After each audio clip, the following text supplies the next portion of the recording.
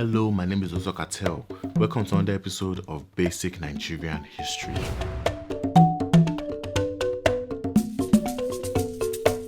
Now, last episode, we spoke about how the British began conquering the rest of the southern states. This episode, we're going to be discussing some European rivalry and the Berlin Conference effects on Nigeria. Let's begin. Now, European powers were in an intense competition for various African colonies and to stop other nations from gaining a foothold in Nigeria. George Tubman Goldie from the British began collecting all competing British companies into a single United African Company in the 1870s.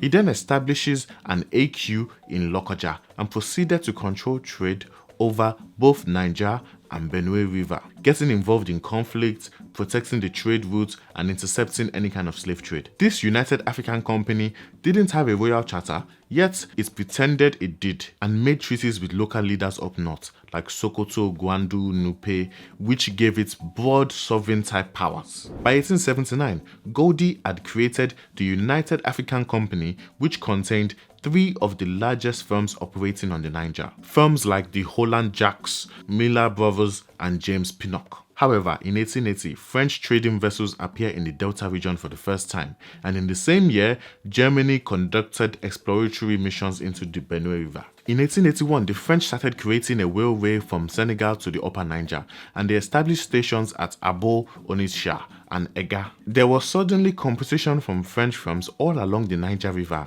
and it, as well as the Yoruba Wars, were affecting Britain's ability to return a profit. The British imperial government was starting to consider the Lagos colony a failure. Goldie, on the other hand, was busy renaming the United African Company to the National African Company and then attempted to get a proper charter from the British government, but he was unsuccessful. To make matters worse, Western Igbo areas like Asaba, Onitsha, and Ekumeku were repeatedly causing trouble for the British, and they would continue to do so until they were finally defeated in 1909. For example, the Ekumeku was an organization of self-defense by various communities, so it wasn't really like a place, it was just different communities coming together to fight the British. Those in the southeast were scattered around and decentralized, so they were not easy to defeat, as the British couldn't pinpoint one leader in an effort to stamp out the resistance. In 1884, Germany had annexed the Cameroon. Unfortunately, south of the area was near Calabar, and north of it gave the German access to the Benue River. Everybody was closing in on what the British had already deemed their own sphere of influence. And as all this was happening, this is when the Berlin Conference occurred, between 1884 and 1885. This is where the European nations sat together around a table and decided how they were going to share Africa amongst themselves. Rules were established and the scramble for Africa began. The British focused on stopping the French and Germans from encroaching on their territory, and British control of the areas of Nigeria they already had was formally established. An example was when the British established the Oil Rivers Protectorate, which was later renamed the Niger Coast Protectorate. I'm saying that like that because it's hard to pronounce. Anyways, the Oil Rivers Protectorate was from Niger Delta to Calabar in the Cross River State, with Akwa being the HQ. At the same time, George Goldie's National African Company succeeded in absorbing and eliminating French rivals in the lower Niger.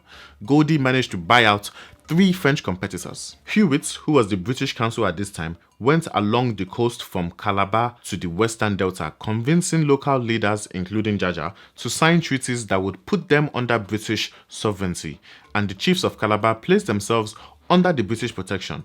He also tried to make a treaty with the infamous Benin Kingdom, but once again, they rejected it. See, Benin Kingdom was very smart. They were like, we don't trust you guys. However, soon after signing the treaty, Jaja later violated his treaty by refusing the British access to the hinterland markets, so they deposed him and exiled him to Accra, Ghana, where he was further exiled to the West Indies in 1887. In 1885, at the Berlin Conference, the British claim to West Africa received international recognition, and they officially occupied the area. In the same year, the British tried once again to make a treaty with the Benin Kingdom, but once again failed. So they tried again the next year in 1886. Britain desperately wanted a close relationship relationship with the Benin Kingdom. They wanted to control trade in the area and access its rubber resources for their growing tire industry. In the same year, telephone links were established in Lagos, and Lagos became separate from Accra under Governor Colonial Alfred Maloney. The Lagos elites finally got what they wanted. As well as this happening, both sides of the Yoruba Wars welcomed the British as peacemakers and signed a treaty saying they would direct all further disputes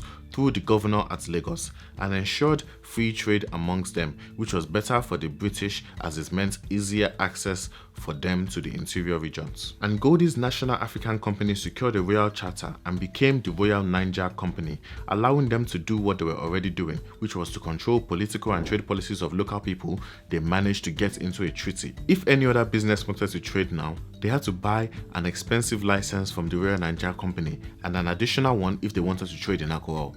This stopped small-scale companies from trading.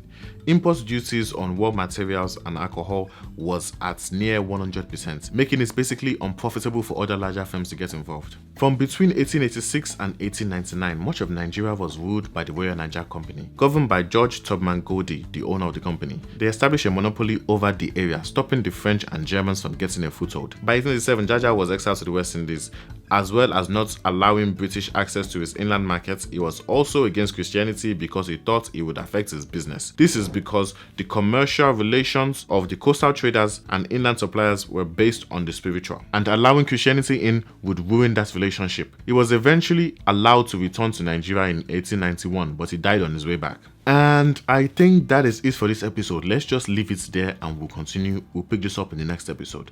So just a recap of what we spoke about. In this episode, we spoke about Britain's European rivals in the West Africa area. And we also spoke about the Berlin Conference and its effects on Nigeria and how it allowed the British to start officializing everything that they've already been doing in the area. That's it from me, Dr. Cartel out. Love you guys. Peace.